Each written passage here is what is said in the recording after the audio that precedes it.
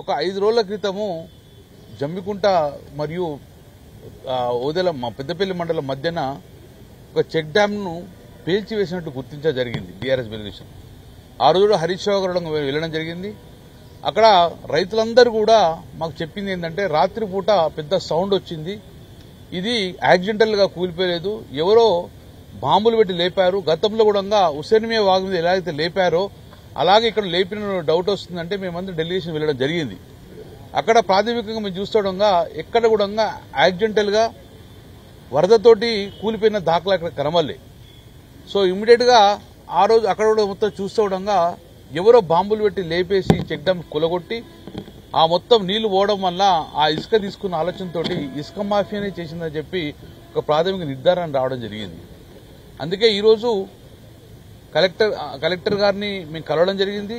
Immediate గా దీని judicial enquiry వేయాలి, నిజానిజాలు తొందరగా తేల్చాలి, ఫోరెన్సిక్ ల్యాబ్ పంపిన రిపోర్టు బహిర్గతం చేయాలి అని చెప్పి ఈరోజు మేము డిమాండ్ చేస్తూ కలెక్టర్ గారు రిపోర్ట్ జరిగింది. మాకన్నా ముందు ఇరిగేషన్ డీ గారు ఆల్మోస్ట్ ఆల్రెడీ పోలీస్ కంప్లైంట్ చేశారు. దాని మీద ఎఫ్ఐఆర్ అయింది. ఎఫ్ఐఆర్ అయిన ఒక అడుగు కూడా ముందుకు పోతలేదు కాబట్టి మళ్ళీ దాన్ని భూస్థాపితం చేసే అవకాశం ఉందని చెప్పేసి ఈ యొక్క ప్రభుత్వం మీద ప్రెజర్ చేయాలి, అధికారుల మీద ప్రెజర్ చేయాలే ఉద్దేశంతో ఈరోజు కలవడం జరిగింది. తదనంతరం డెలిగేషన్ మా కేటీఆర్ ఆధ్వర్యంలో హరీష్ ఆధ్వర్యంలో డీజీపీ తప్పక కలుస్తాం. మేము డెఫినెట్ గా దీని యొక్క నిగ్గు తేల్చాలి, ఎవరు దోషులో ఇది పునరావృతం కావద్దు, దోషులను గుర్తించాలని చెప్పేసి ఉద్దేశంతో బీఆర్ఎస్ పార్టీ అలుపేరుగా పోరాటము మా రైతుల కోసం చేయడం జరుగుతుంది. ముఖ్యంగా కేసీఆర్ గారు ఆ రోజు ఒకటే ఆలోచించారు, పరిగెత్తే నీళ్లను ఆపాలి, ఆపిన నీళ్లను భూమిలోకి ఇంకింపజే విధంగా చేయాలనే ఉద్దేశంతో కేసీఆర్ గారు ఆ రోజు కాళేశ్వరం జలాలు తీసుకురావడం, జలాలతో పాటు కూడా దగ్గర ఒక 27 చెక్ డ్యాంలు కట్టడం జరిగింది. దాంతో రైతులకు ఆ నీళ్లు ఆగడం వలన గ్రౌండ్ వాటర్ టేబుల్ పెరిగి బావుల్లో గాని బోరుల్లో గాని గ్రౌండ్ వాటర్ టేబుల్ పెరిగి లక్షలాది ఎకరాల పంట కూడా పెరగడం జరిగింది. చాలా మంది కూడా రైతులకు మేలు జరిగింది. ఈ రోజు కూడా దాని మీద ఆధారపడ్డ రైతులు మొన్న మేము పోతే నీళ్ళని వెళ్ళిపోయినాయి, మా ఆధారం ఏది అని చెప్పి క్వశ్చన్ చేస్తున్నారు. సుమారు 7 నుంచి 9,000 ఎకరాలు కూడా సాగు చేసే అవకాశం ఉంది. కాబట్టి మా పరిస్థితి ఏంది అని చెప్పి అంటాను. మేము ఏ రాజకీయ పార్టీనో ఎవరినో వ్యక్తులను టార్గెట్ చేయడం కాదు, రైతుల గురించే మేము మాట్లాడుతున్నాం, రైతుల శ్రేయస్ గురించే మాట్లాడుతున్నాం. కేసీఆర్ ఆలోచన ప్రకారము చెక్ డ్యామ్ కట్టడం వల్ల రైతులకు మేలు జరిగింది, మేము కడుతున్నాము, ఇది విధ్వంసం చేసుకుంటూ పోతారు. కాబట్టి ఇది తెలంగాణ రాష్ట్ర సంపద, ఇది ఏ వ్యక్తుల సంపద కాదు, తెలంగాణ రాష్ట్ర రైతాంగ సంపద, అంటే భారతదేశ సంపద. భారతదేశ సంపదను రాష్ట్ర సంపదను విధ్వంసం చేసి పేల్చేస్తే ఇది పెద్ద నేరంగా పరిగణించాలని చెప్పేసి ఈ నేరం పరిగణించాలని చెప్పేసి ఇంతవరకు కూడా మనం ప్రెజర్ చేస్తున్నాము. కానీ ఎందుకో ఆలస్యత్వం వహిస్తున్నారు. ఇమ్మీడియట్ గా ఎంక్వైరీ స్టార్ట్ అయ్యి స్పీడప్ చేసే పరిస్థితి లేదు. కాబట్టి మేము ఎట్టి బస్సులో ఒక్కసారి టేకప్ చేసిన దాన్ని ఇట్లా వదిలేదు. కాబట్టి ఈ చెక్ డ్యామ్ను ఎవరు పేల్చిర్రు, ఎందుకు పేల్చిర్రు, కారణం ఏందనే విధంగా తెలుసుకోవాలని చెప్పేసి ఒకవైపు పొలిటికల్ గా ప్రజల చైతన్యం చేస్తాము, ఒకవైపు పోలీస్ కేసు చేసినాము, ఒకవైపు ఇప్పుడు జ్యుడిషియల్ ఎంక్వైరీ చేసుకుని నిగ్గు తేలవాలి, ఎవరు దీని వెనుక మాఫియా, ఎందుకు చేసిన మాఫియా అనే ధోరణిగా పెట్టాలని చెప్పి ఈరోజు మేము జ్యుడిషియల్ ఎంక్వైరీ కోసము ఎంక్వైరీ కోసము మేము డైరెక్ట్ ఇవ్వడం జరిగింది. కొంతమంది అంటారు ఇది గతంలో మీరు కట్టింది కదా, ఇప్పుడు కూలిపోయింది కదా, ఇది ఒక నాసిరకంగా చేశారు కానీ కూలిపోయిందని చెప్తున్నారు. మేము పత్రికా సూర్యులకు వాళ్ళకి సూటిగా చెప్తున్నాను, ఎప్పుడు కూలిపోతుంది, వరదలు వచ్చినప్పుడు, వర్షాలు వచ్చినప్పుడు 150,000 క్యూసెక్స్ దాని మీద పోయినప్పుడు నిజంగానే క్వాలిటీ ప్రాబ్లం లేకపోతే అప్పుడు కూలిపోతుంది.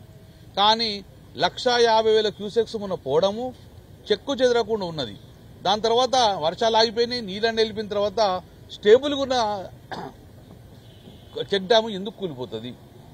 సో ఇదొక క్వశ్చన్ మార్కు. నేను సివిల్ ఇంజనీరే, వరదలు వచ్చినప్పుడు క్వాలిటీ ప్రాబ్లం ఉంటే దాని మీద ఇప్పటికే పలుమార్లు ఒక 20 సార్లుగా ఫ్లడ్ రావడం జరిగింది, ఎప్పుడు చెక్కు చేరలే. అదే కాదు దాని మీద ఉన్న చెక్ డ్యామ్ ఎప్పుడు చెక్కు చేరలేదు.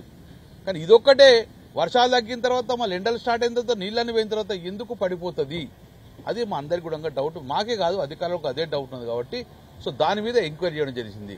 క్వాలిటీ పరంగా ఎలాంటి ఇబ్బంది లేదు, వరదకు కొట్టుకపోలేదు, ఇది నిజం. ఇది ఎందుకంటే గతంలో హుస్సేన్మియా వాగు మీద పేల్చేస్తే రైతులందరూ దొరకబట్టుకున్నారు. కానీ ఇది అర్ధరాత్రి ఇది పడిపోయిందంటే డెఫినెట్ గా పేల్చేసిందని చెప్పి అందరికి భావన ఉన్నది, ప్రజల భావన ఉన్నది, రైతుల బాధ ఉన్నది. ఆ ప్రజల భావనను ప్రభుత్వం దృష్టికి తీసుకెళ్లాము. అధికారులు తీసుకొచ్చుకున్నాం కాబట్టి కలెక్టర్ గారు చెప్తాం నిష్పాక్షంగా మీరు దీన్ని ఎంక్వైరీ చేయండి, జ్యుడిషియల్ ఎంక్వైరీ చేయండి, ఇది ఎఫ్ఎస్ఎల్ రిపోర్ట్ తీసుకోండి. ఎవరైనా కానీ దేశ సంపదను కొల్లగొడితే డెఫినెట్ గా నేరుగా భావించారు కదా, దీన్ని క్రిమినల్ యాక్షన్ తీసుకోమని చెప్పేసి ప్రధాన డిమాండ్ గా మా డెలిగేషన్ కూడా ఇవ్వడం జరిగింది. దీన్ని ఇంతటితో వదిలిపెట్టాం.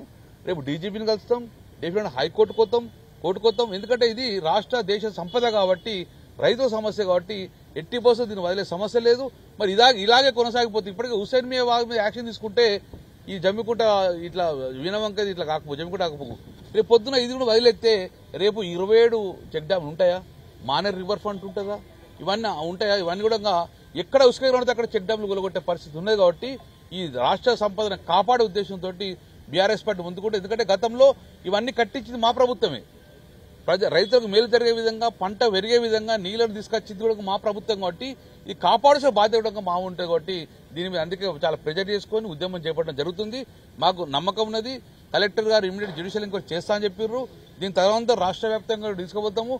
అవసరం ఉంటే ఢిల్లీ కూడా పోయి హోమ్ మినిస్టర్ కలుస్తాం.